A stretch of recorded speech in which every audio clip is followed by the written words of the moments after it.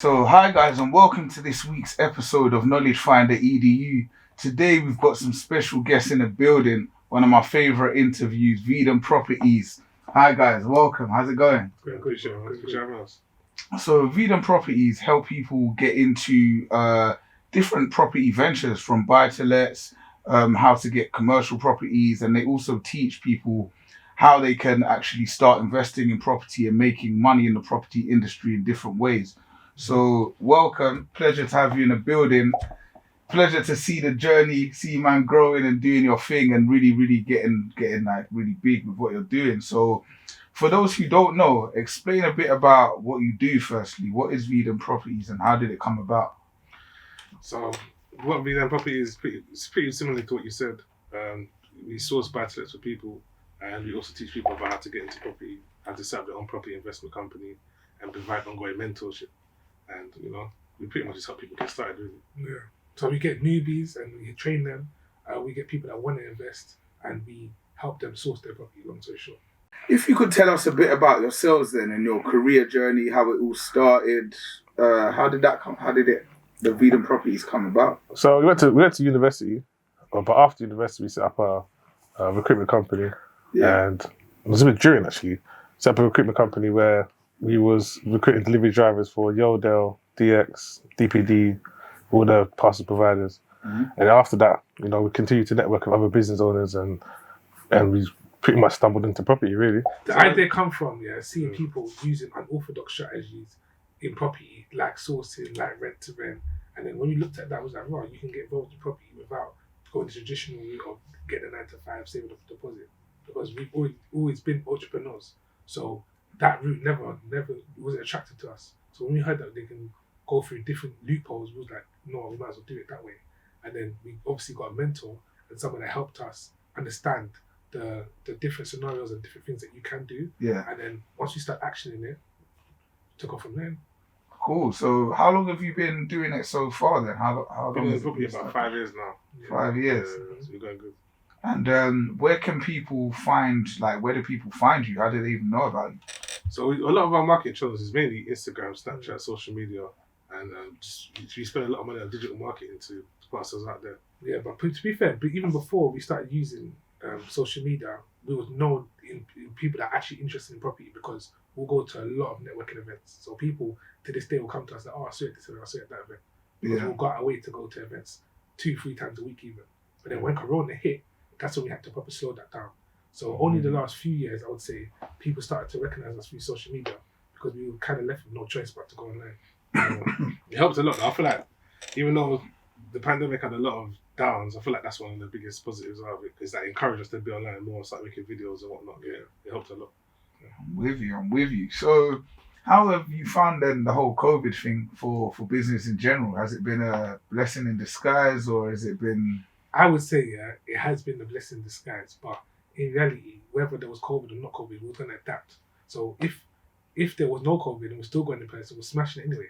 But then when we had to go online now, we're still smashing it. But the one thing I would say is it's made it so we're scaling our business more. Yeah. Because now when you're doing things online, you can reach more people quicker. Because obviously when you go to a networking event, there's only so much people in that room. But now it's like we're in a room with millions of people. So we kind of lack that aspect of it. Yeah, now do you think it's key when you're working, you work to learn, not just work to earn? You should work to learn.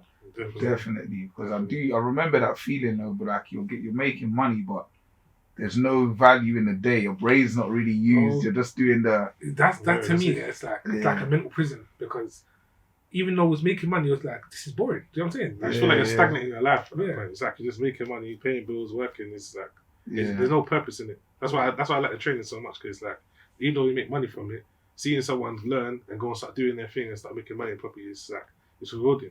Yeah. So every day you're doing something, it feels like there's a purpose behind it. Do you know what I mean? And then obviously it's like the main thing I'm thinking about as well is legacy. So I'm not necessarily just thinking about money because we're gonna make money, of course. Yeah. But I want to think about what am I leaving people with and what am I leaving the community with when I'm gone. Because at the end of the day, we're going to go at some point. You know what I'm saying? No, that's very, very true. I agree. So when we talk about commercial properties now, how could somebody like your average Joe get into either leasing or making money from commercial property somehow? So with commercial property, our expertise is residential. We do dabble in commercial, but I'll say the best way to get into it is really just to contact the commercial agents on Zoopla, Rightmove, and secondary to that, you can find off-market deals using websites like Nimbus Maps or Dasher. Nimbus Maps is free. Dasher you have to pay for. What are they called? Nimbus Maps. Yeah. Dasher. Dasher's a bit expensive, but it's worth it. And what can people use them for? So if you want an agent to help you, it's best to just go on Rightmove, click Find Agents, Zoopla, go to Find Commercial Agents and pick the area and contact those guys as the experts. Yeah. And if you want to find your own deals, it's really better. If you want to negotiate the deals properly, then you'd use Dasher or Nimbus Maps. Well, there you have it. There's some game for you. There's some sites to use. So make sure you rewind it back if you're interested and check them out. 100%. Because what I would say as well is sometimes when driving, we might see an abandoned pub or you might see something that's ran down, and then you can just literally put the address in, then pull it up, and then the limited company that owns it, you come up and you Google that, find the number, call them, and be like, "Are you selling?" The amount of times I've done that, and then they've had the person like, "How did you find my details?" Blah blah blah. This is out there online. You just have to look. So where there's a will, there's a way. You can go on these sites and find the owners of buildings you may think are a good investment, and you want to buy it off them or something. And I'd like to say as well, if you find any good ones, please shout me. Oh, you want the drop? Yeah, you want in. So okay, then let's talk about residential properties. It's quite a hot topic now, rent to rent and how to make money from like Airbnb style, kind of not owning the property and etc. So what do you think about that market? Where is it going? I feel like that market is strong, and it got stronger during the pandemic, to be honest. Yeah. The more people having the more people that got money to invest into it, I feel like fair enough the service accommodation market died during the pandemic, but all the smart investors, they were still acquiring units during that time. Yeah. And now everything's come back, people's gone crazy with it. And it's got a lot of scope because they're doing so much build to rents, there's so much building so much apartments that people can't actually afford to buy it. Yeah. That it's just natural for the developers to say, you know what, I'll take the guaranteed rent from these providers and, do my thing with it. So I can see it grow. I'm with you. Do you think the city will become more residential now COVID's happened, less people travel into the offices? Do you see like your Shoreditch areas becoming less offices and more houses? Yeah, I do definitely see that because a lot of people are selling their office buildings at the moment because they've adapted to working from home. So the overhead of having an office to pay every single month, people are like, they're not currently paying that. Do you know what I mean? Because the work still gets done. I have this conversation with people all the time. But one thing I would say about residential property as well is a lot of people, they save up deposits. I was speaking to someone today as well, where they were saving like 20 grand and be like, I'm priced out of London. That wouldn't work for a 10% residential deposit for a mortgage, but they're not priced out of properties up north.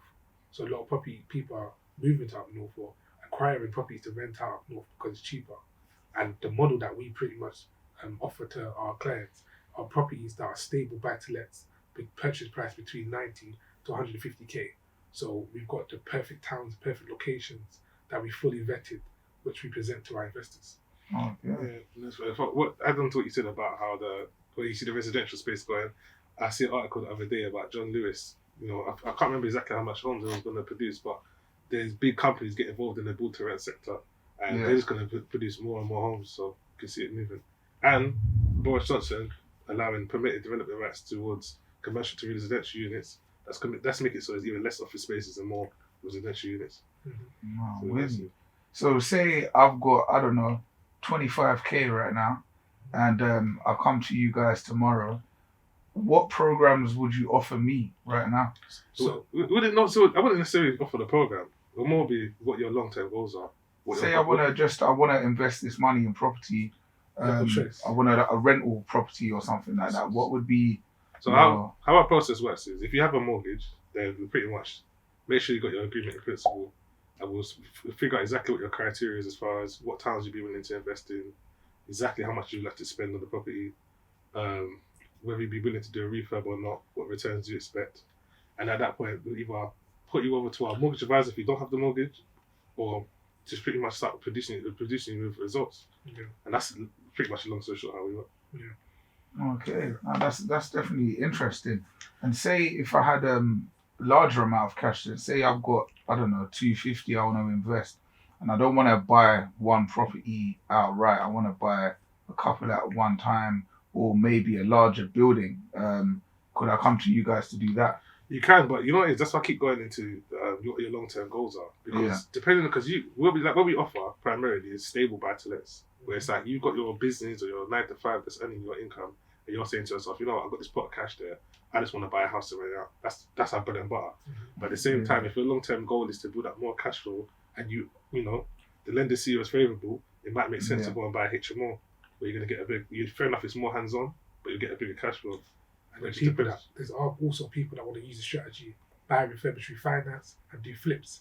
What is that? Explain it a bit more for them. So the way buy refurbish refinance works is you're pretty much buying a property below market value, or buying a property that you can add value to by adding additional living space. Yeah. So to put it simple, if you was buying a property that's worth, just hypothetical numbers here, you're buying a 3-bedroom semi-detached house in Sheffield for 100 grand. Yeah. And that's what it's truly worth, based on the comparables in the area. But let's say you was to pick it up for 60 grand because it's unmodernized and because the person inherited it and they can't bother to do the works. And let's say hypothetically you got the quotation at 15k to do the works. Yeah. I'm going to leave interest payments out just to make it simple, yeah? But if you was to have a pot of cash where you used to buy it for 60 grand and spend 15 grand doing it up, your total cost would work out to be 75 grand. And the end valuation would be 100 grand. So you have a choice of either flipping it, making 25k, or you can bring it to the bank and say, I would like to mortgage this property that I have. Yeah. They're going to offer you anything from 65 to 75, 80% loan to value. But let's say the average is 75% loan to value. When they value at 100k, that means that they're valuing at 100k, they'll offer you 75k, which is 75% of 100, which is obviously your gross money put in. So once they give that to you, you can obviously rent out to pay the mortgage off. So you have your deposit back, so you can then do it again. Do you get what I'm saying? Yeah, so we are making your money work. So people either want a stable buy to let, where they put their money up and it works, rent it out, or they want to work it that way. Do you get what I'm saying? What's the best way then? Buy to let or the refurb? There's no best way. That's why it comes to what your goals are. Depends on hands on. Well, okay, because the internet likes it this way, what's the quickest way to the buy? The quickest way to buy a buy to let, stick a tenant in it. Yeah. But what you just said though, because I know there's a lot of people on the internet that's like, but what about this? The stamp, what about this? Yeah. That was just a rough translation. Hypotheticals, just so you understand it. But that's a strategy that a lot of people are using. But people like that, if they come to us and say that's what they like to do, but they don't know how to do that, we know how to locate these opportunities. We're actively searching and taking on these opportunities, so we can help you, show you how we do it, and that's how we add value to that type of person. I'm with you. So, even for me, it was just a lot to take in. Say you do buy that premises, that's, I don't know, 80, 90 grand or whatever the figures are. How do they get their money back for the remortgage so quickly? What's the time period on that? So when it comes to actually acquiring the property, the people that will buy it, they will either use cash that they have themselves, or they will use a bridging loan. A bridging loan is a short-term loan used by property investors, or they would use a private investor's money. So someone would fund them the money, and they'll offer them a return on investment. What they offer them, it varies depending on what the exit is, but it could be anything from 8 to 12% that they're offering them back on their money. So there's a number of ways. But at that point, you buy it cash. Even if you're using a bridging loan, it's still a cash purchase. I'm with you. Totally. So when you go to the bank, you're now putting a new mortgage on it. There are people that go the route of using a mortgage to get the first time and buying the property with the mortgage. But sometimes there's time periods where you can't refinance that straight away. Do you know what I mean? You might have to wait 6 months, you might have to wait 2 years, depends on the bank. But if you buy it cash, it makes it easier. So, just for those who don't know, explain what a bridging loan is and how you get one. A bridging loan is a short-term loan used by property investors to fill the difference in the money they have and the purchase price and the refurb of the project they're doing. So if you only have 30 grand and you want to buy a property for 100 grand, then resell it for 150 grand, then you can potentially get a bridging loan that will cover the difference in 30 grand to 100 grand and potentially give you 100% of the works for the refurbishment of the project. But they're going to charge you an interest rate per month. That interest rate varies. They can charge you 0.4, 0.5, which is very low and sometimes that's unheard of. Or they can charge you 1.2, 1%, but the average works out to be about 1% per month. And that agreement can last anything from 3 months to a couple of years. So what banks offer this bridging loan? It's not banks. So Banks. I'm sure some banks do offer bridging loans, but the bridging loan brokers we use, they are not banks. They're just companies that have high net worth individuals or high net worth companies that borrow the loan, that offer the loan to people, and then they'll go out and find investors that have projects that they want to invest the money into. Okay, so when you say it's not banks, Mhm. why?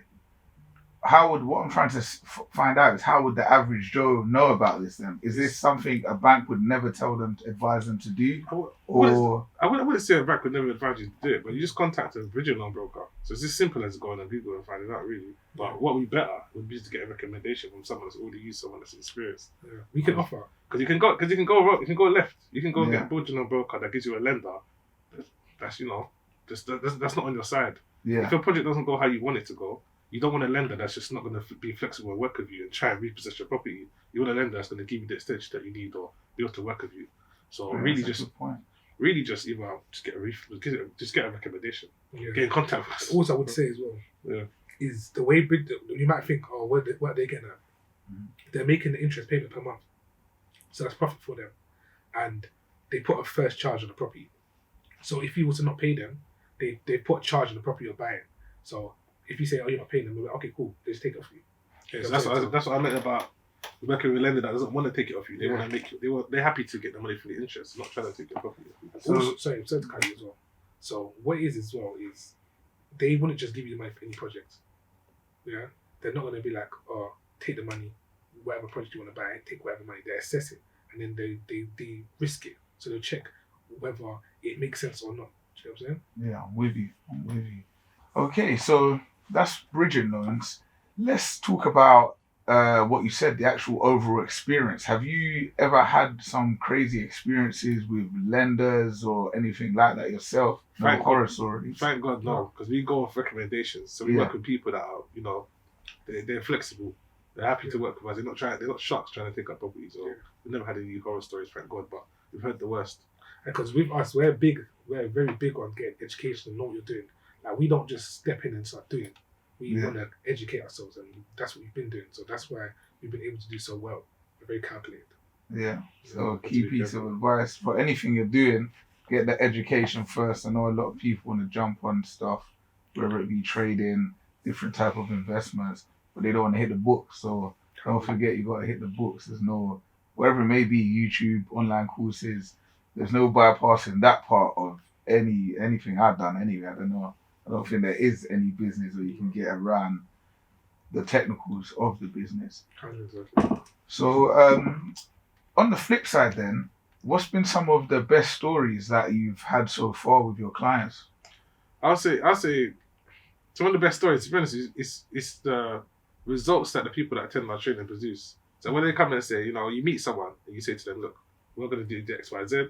Yeah. We put a plan together, see them execute it and say, look, I've got my first house, or I just sold this deal on, I've just made 10 grand, I've just done that. Those are the most rewarding parts. I love it because every time we train someone, we're so curious to see what they're going to do with the information. Yeah. We know we have the information. We're doing our best to execute and do what we can do with our information.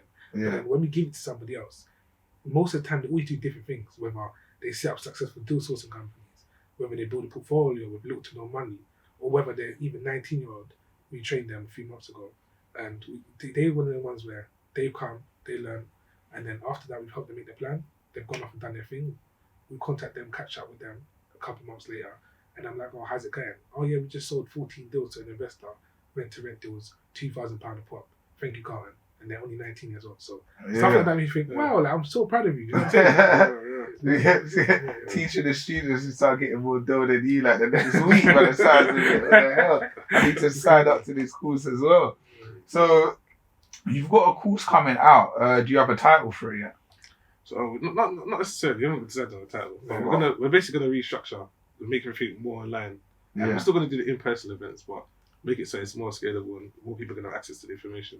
We have a lot of people that work in 9 to 5 or they've got kids or whatnot. Some of them attend via Zoom. Yeah. But it's just easier for you to do it, to digest the material in your own time. And what we're going to do is pretty much make more of a community. So all the people that's attending our training, or people that's aspiring to, can socialize, network, and like I said, get some of these referrals going. Yeah. So that's how we look to build it in the year. Wicked. And as you know, guys, the Knowledge Finder site is live now. So if you're an instructor yourself and you've got some courses you want to share and sell on our platform, do contact us, and we'll see if we can do some business and get you uploaded. Viden Property will have their courses on our site when it's actually ready to go. So we'll be promoting that. So what I would like to ask you about next is, what do you feel about this new age we're entering of making money? So when we were younger, there was limited options in terms of between the ages of 16 to like 21.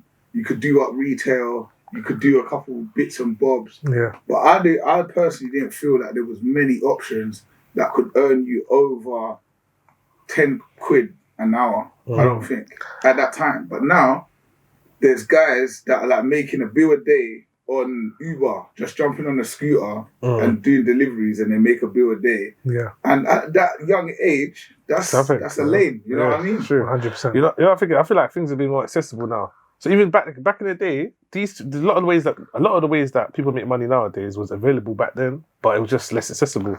That I feel like people that jumped on things like BlackBerry and things like that earlier on, they was kind of like the innovators in getting in touch with people and being able to do commerce that way. And then now it's just easier. So what I would say as well, to add to that, is I feel like property is a major way that people can use to make money for themselves at any age. A lot of people always ask us, I don't have enough money to get involved in property yet. But I'd like to tell everyone now, even if you have no money, you can start making money in property, but just by using a different strategy. So we've helped people as young as 16, 17, 18 set up deal sourcing companies where they are pretty much locating and selling on opportunities for a fee. Yeah. And one of the most common one used by young people is rent to rent. So people locate rent to rent opportunities and then they pass them on to investors for a fee. If you check out our other videos on our Instagram, you will see what rent to rent is, because it's a bit long to go into it. But you can sell the deal for anything between 2 to 3 grand. And a lot of people come to us and then they ask us to teach them on how to set up and execute a business like that. So it's something that someone as young as 16 can start doing. Yeah, they're lucky nowadays though. We do have courses for rent to rent on the Knowledge Finder site. So knowledgefinder.co.uk. Make sure you become a member. You get full access to the courses on there. Rent to rent's a topic we do cover. And as I said, you will see courses from these guys on there as well that you can browse at your leisure. Next, I wanted to ask you about business in general, and what are some of the biggest challenges you face in business so far? I'd have to say, honestly, is working. I'll say trying to scale your team using other people and find good help. I feel like that's one of the hardest things, honestly. Finding help and scaling is the hardest. Let's talk about finding people to join your team and your business and growing your stuff. How's it going for you? So it's okay. I would say using people, like for example, you get a lot of freelancers that we use from abroad most of the time, that we hire through sites like Upwork, sites like People Per Hour, sites like onlinejobs.ph. We hire staff that will basically do tasks that we would like them to do. So that works really well. But when it comes to finding people in person, it's a limited amount of people that we can actually rely on to execute the task how we would, if you get what I'm saying. Yeah, I'm with you. 100%. I feel like that's one of the toughest parts about it, because it's always, no one's perfect in the world, but it's always, you can have someone that's efficient when they're working but unreliable at certain times, or have someone that's efficient and reliable but they're not trustworthy, or things like that, Yeah, I agree. I definitely feel like for me it's also, you have people that are like really eager to work and then something else comes up and then their motivation dies or 100%. Something like that. It's really hard. And obviously it's very time consuming as well, because a lot of time will go into building that person up. Yeah. You know what I'm saying? Rather than building your business. So it's like, it's been difficult. It's difficult. It's honestly difficult. Yeah, no, I totally agree. For me, it's quality of work. For me, it's like when I know somebody can do a decent job, but they don't, and they just like rush it, and it's not how it should be. but they deliver it anyway. I found that as a big challenge. But I think that's the same. There's no real way to buy a parcel. You just got to go through every business goes through it, you know what I mean? 100%. You have to find the right people, pay them so they stick around, etc. 100%. Yeah, that's why I respect people that find that one person that couple people that can just, they're like the backbone of their business where they can rely on them. But it's like trying to find a mix between working with someone that's efficient, knowledgeable, can pretty much do everything that you're doing in the business and better, but doesn't want to start out themselves. That's really tough. A lot of that. People would want to come and work with you, but their main intention is being you. Do you know what I'm saying? That's a bit difficult because sometimes you need to find people that will play their position. Do you know what I'm saying? Yeah. I think it's a challenge we have, like, in general, like, in other communities, they do it a bit better, but I feel like with us, if we're trying to start something, like, for example, you used to have started your thing, then someone else from the ends, they want to get involved, and you think, this guy could be a good addition to the team. But then gets there now, and he doesn't want to work with the same ethic that you work with for whatever reason. He just wants to be on the train. But he doesn't want to. He's not adding no coal to the fire. You know what I mean? Not just on the train holding on that. It's a big one. I don't know why that is. Because for me, you could have a vision and in your head understand this is going to go here and this is what we're going to achieve, and it might go terribly wrong, but more than likely it's going to go right, you know what I mean? And we're going to pivot and make it. That's the plan.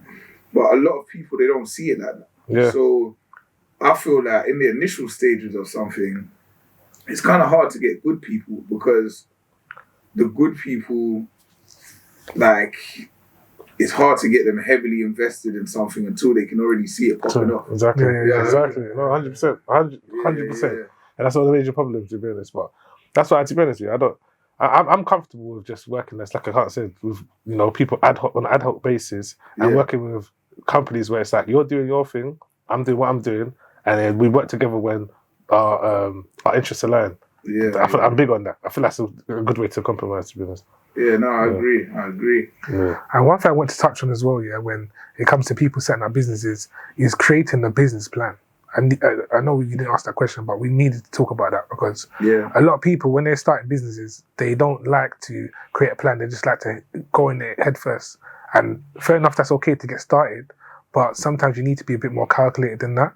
And what we notice is there's loads of people come to our training program, and most of them do well. But the people that don't do well are people that don't necessarily make a plan. So I would strongly advise anyone that's setting out to get involved in property is to stop and structure yourself a business plan that makes perfect sense to your lifestyle. That's one thing I would definitely say. I definitely agree. It's a great piece of advice. Definitely plan first, make the move afterwards. And I would say passion and purpose as well. I'll throw that in there with your business plan. Understand why you're doing it, and do you have passion for this, whatever you're doing, I would say. But more so purpose. I love starting businesses with purpose, more than just get the dough, you know what I mean? I love having, a purpose of why I'm doing things. Like, throughout my career journey, what I got into, the IT side, etc., it was all with a purpose to do something else. You know what I mean? I like it. It's like a nice flow of energy and of life anyway. It keeps you going when it's tough, because everything gets tougher at some point. If you've got no purpose or with passion behind it, you think that's how you just be like, forget it.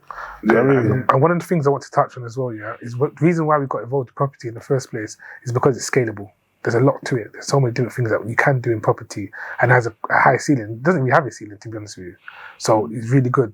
And one thing I would say for people that are looking to set up their own business is looking to businesses that are scalable if you're looking solely to make money.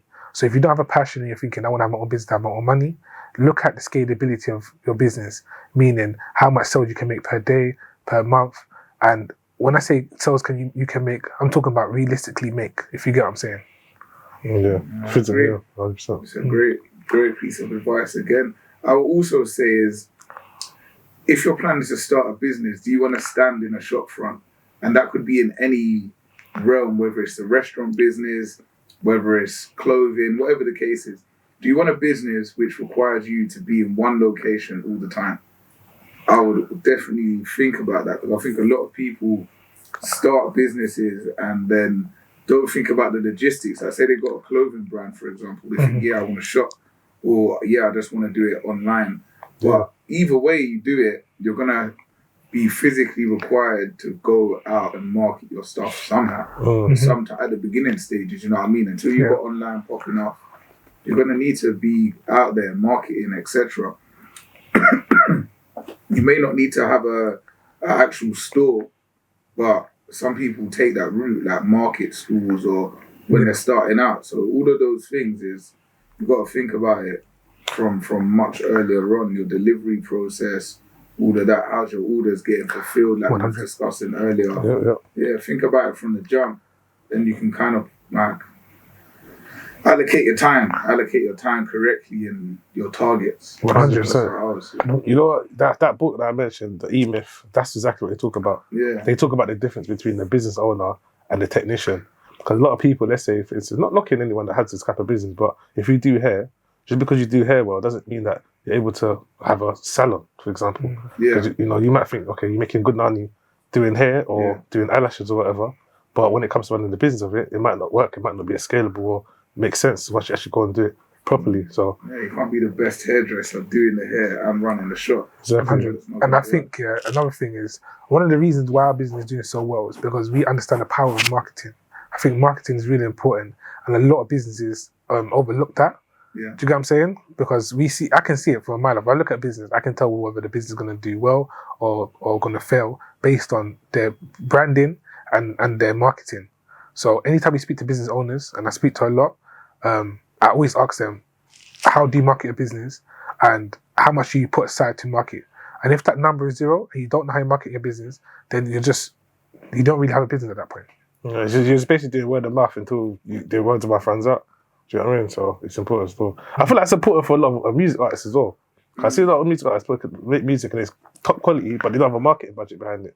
A lot of people get in touch with labels just to give them that marketing budget and that push, when really you can do it yourself. Do you know what I mean? Hearing that, guys, put some focus on your marketing budget. Set some aside when you're shooting your videos, whether you're starting your business. Put a budget aside to promote your stuff, whether it be online, whether it be flyers, whether it be influencers. There's many ways to do it, but marketing is key. If nobody knows you, no one's gonna know how to find your service. 100%. Because what we'd say is, when we meet other business owners that market their business and we know them, they know us, we're laughing because you already know them. You know what I'm saying? These guys about. Yeah. It's good. It's when people are familiar with you as well and they see you around, they're more open to conversation. So definitely focus on the market, and some great advice from Viden Properties. Let's talk a bit about some of your reading materials then. Obviously, you're very smart guys. What books would you say everybody should read? What would be like your top 3 recommended books that everybody needs to read? There's so many, but the one I would suggest that changed my life is The Secrets of a Millionaire Mind. Secrets of a Millionaire Mind. By who? I'm not sure who's buying now. I've heard of that book. I'm not sure if I've taken that one in yet. That one is sick, but most of the books that we take in, personally, I've taken them through Audible. A lot of them I read, but most of the time when I'm in the gym or on the go, I like listening to them. And that one there, it changed my whole thought process and the way I look at money, whether it's spending money, investing money. It just changed everything for me. Yeah, and I like the E-Myth. It's a good book for people looking to start a business. And I feel like a lot of people start a business based on the wrong principles. Like, you might start a business and be happy making £10 profit per transaction. But in order for you to replace your income, you're going to need to sell thousands of those units. Unless you understand how to structure the infrastructure behind it, you'll run into problems. So what's the name? The E-Myth? The E-Myth. It's called the entrepreneurial myth, like the reason why most businesses fail. So I feel like knowing why most businesses fail before you get started, it gives you a head up. For sure. And I like, I'm listening to a book now actually called $100 Billion Offer. And I feel like that book for someone that's already started a business to hear, it kind of like lets you know exactly how to scale and what things to look at as well. It's a good one. Cool, wicked. So there you go, guys. 3 good books to check out. E-Myth, $100 Million Offer, and the Secrets of a Millionaire Mind. Secrets of a Millionaire Mind. There you go. So be sure to check those out. It's so funny because a lot of people have said like loads of books that I've already read, so it's good to get some ones I haven't. So I'll definitely be checking those out myself. If we just rewind back then to back when we was all younger, if you was 18 again, what would be the advice to yourself now? Buy Bitcoin. Buy Bitcoin, yeah. Buy Bitcoin. We all had Bitcoins at them times. We all had Bitcoin at them times. You know, I feel like. Well, that'll be it. Not it. Not it, but I would say that. You know, it's difficult because everything that you went through, everything that you knew, it led me to this point. Do you get what I'm saying? Yeah. So I couldn't even say, "Oh, change it or don't do this, don't do that," because then my whole life right now would be different. Do you get what I'm saying? Yeah. I'm a big believer that everything happens for a reason. So the only advice I would give to myself when I'm 18 is just keep going and limit the distractions. Like, don't get distracted. Even though I wasn't the type of person that wasn't even distracted anyway, but I would say focus that extra. Do you know what I'm saying? Yeah. So more focus. More focus. Yeah. And I would say as well is it's definitely to read more. Definitely to read more and take in more knowledgeable information. Because only the last, I'll say about 5 years, that I've proper started making a thing, like adamant thing that I need to take in good information and learn more. Before, it was just a thing where it's like, if I learn, I learn. Yeah. But as soon as I started seeking knowledge, that's when I started elevating. It sounds crazy. No, but I agree. I know exactly what you mean. It's like I got quotas to hit. So what I was going to ask you next is, what is your formula? Do you say to yourself, I need to read X amount of books a year, or is it a daily, make sure I get this much? Honestly, how do you do it? I just try to read. I'll try my best to read about 10 pages in the morning before I start. And then mostly I like listening to audio books. So it's just about just having a healthy mix between listening to music and audio books. Yeah, and I don't really have a quota. Just try to get through the books. Yeah. So when you say before you start then, what does your day actually look like? What's your daily routine? So you know, the life of an entrepreneur every day is really different, really. Yeah. But ideally, it's when I wake up in the morning, try not to get on my phone straight away, because, you know, I feel like you have a better day when you just have some time to yourself before you jump on your phone. 100. Have a 10 minutes at least to just, you know, whether it's meditate or just sit to yourself without going on your phone or anything. Yeah. Read about 10 pages. And, you know, other than that, just start your day, really. Then just go to the gym, eat, you know. So you ain't got no... Mine is different. Yeah, go for it. The first thing I do when I wake up, without fail, is I grab my phone, and I play 432 hertz frequency music. So I do that, and then I meditate every day. Every day. Because if I don't do it, like, for example, I can't remember which day last week I didn't do it, I feel kind of like, do you know what I mean? I don't really feel myself. I can't explain it, but I feel like it sets my mind there to a certain frequency. So 4-3 hertz, what's that, classical? It's not even classical. It's like a meditation. Yeah, it's like if you put it into Spotify or YouTube, you'll find it. 432 hertz or 528 hertz. That is like a frequency. So it's like, once I play that, it kind of sets the mood right for the whole day. Do you know what I'm saying? And then while I'm meditating, I'm thinking about everything that I want to achieve for the day and for the week. Yeah. And then as soon as I finish that, I'll either read or I'll jump straight onto the to-do list and I'll start writing down the tasks that need to get done, either on my phone or on the notepad. Then once I do that, I'm like, okay, cool, I'm ready to go now. And then I just start knocking off my tasks. So how long do you spend meditating and why do you do that? It depends on how much time I have and what time I went to bed the day before, what time I woke up. Do you know what I mean? What I'm doing that day. But it will be anything from 5 to 20 minutes. But sometimes it can even go for an hour. But it just depends on the day. Cool. And when did you start getting into that side of things? I started getting into that side of things in 2019 or 18, one of them. When I was in Jamaica, we went to Airbnb in Jamaica. Yeah. And on the TV, do you know when you click on YouTube, you see all the suggested? I see all the suggested was 632 hertz, 637, this, that, different hertz frequencies. So I was thinking, what is this? So then played it. I think my mum played it. And then the whole vibe was just different. Like, you know, you feel like when music plays, you feel energy.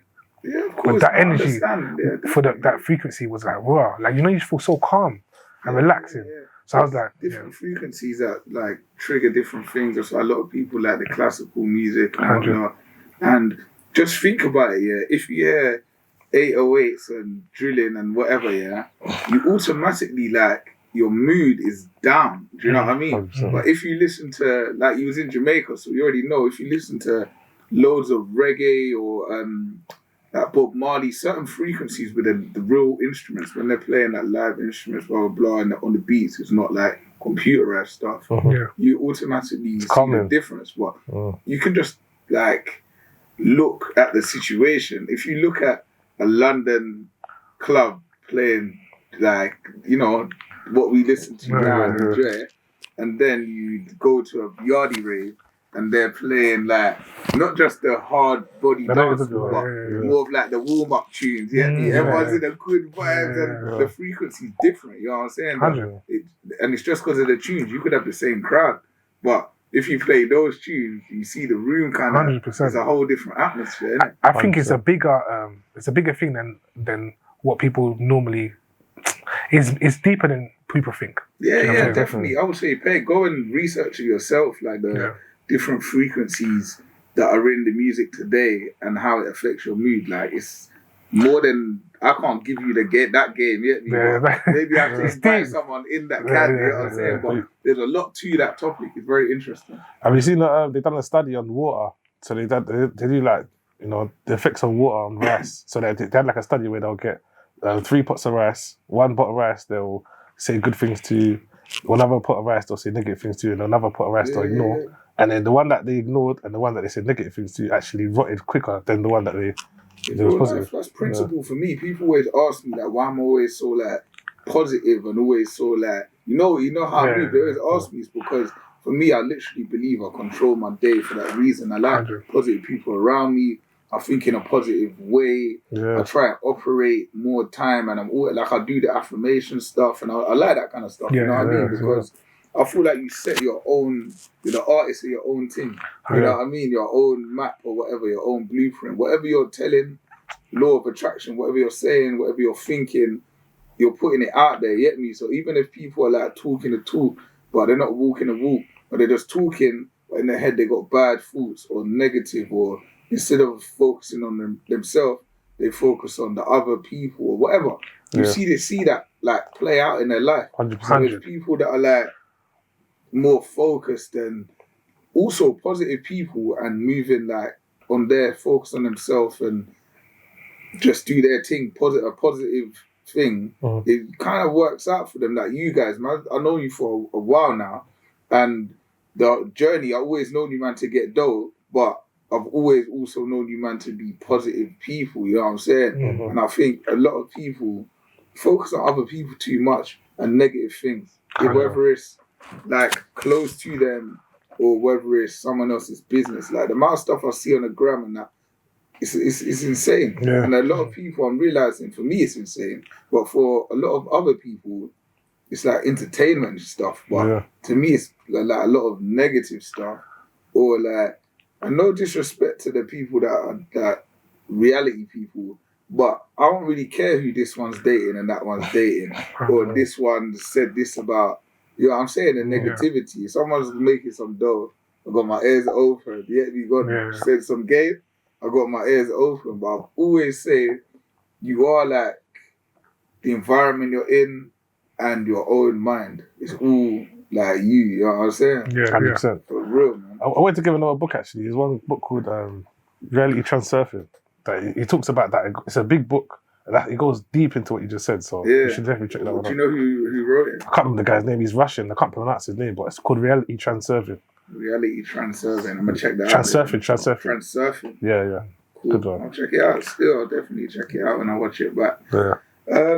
Before we close, is there anything you want to tell the viewers where they can find you, where they should be signing up to get some assistance? So we've got a website, videnproperty.co.uk. You can go and check out the deals that we have available on there, the buy-to-lets you mentioned earlier. And you can register for deals. So you pretty much go into our CRM and we'll be able to contact you when things become available. We'll send you an email out. And also keep an eye on our social media, all the social media platforms, Snapchat, Instagram. Going to start TikTok in the new year. And we're going to put out a lot more information on there. Okay. Is there any particular hot deals you've got going or now for the new year? So we always got buy-to-lets for sure. So anyone's interested in getting any buy-to-lets at all, get in contact with us, because you know, if we don't have what you lack in stock, we can source you the right opportunity. Cool. And do you have a minimum budget you work with? It just depends. I'll say I don't like to say that because it depends. The people that are looking to get started, we have the training program to help them out. So it's just as long as they're interested and serious about acquiring or building a portfolio. In reality, I mean, like, to get into buy to lets, yeah. So they want to become an owner. Just so people always like they watch, but I like to give them a target to go for because some people watch, but they might be thinking, I need so much cash or blah blah blah. So I was telling you what you need. They need to have a salary. So you either have to prove your income through your 9 to 5 or prove your income if you're self-employed or have a business. Yeah. If it's 9 to 5, you would need about anything from 3 to 6 months, sometimes a bit more. But if you're self-employed, you're going to need, I think, about 2 years if you're self-employed. And when it comes to the value of what you need to put down, if you're a first-time buyer or getting a residential property, so property to live in, the average is about 10% you need to put down. So if you're buying a house in around Manchester, for example, and the properties go for about 100k for a 2 or 3 bed, you need about 10k. But if you're looking to do a buy to let, which most people come to us, they want to buy to let, then you're going to need about 25% as a deposit. So whatever, if you want to buy a house that's worth 120k, then you need 25% of that as a deposit. So that's a rule of thumb. Cool. I know. So it's been a pleasure. Thank you very much for coming down.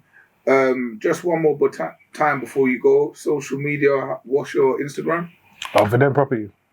Cool. So make sure you sign up, guys. And if you haven't already, make sure you subscribe to the channel and tell your friends to do the same.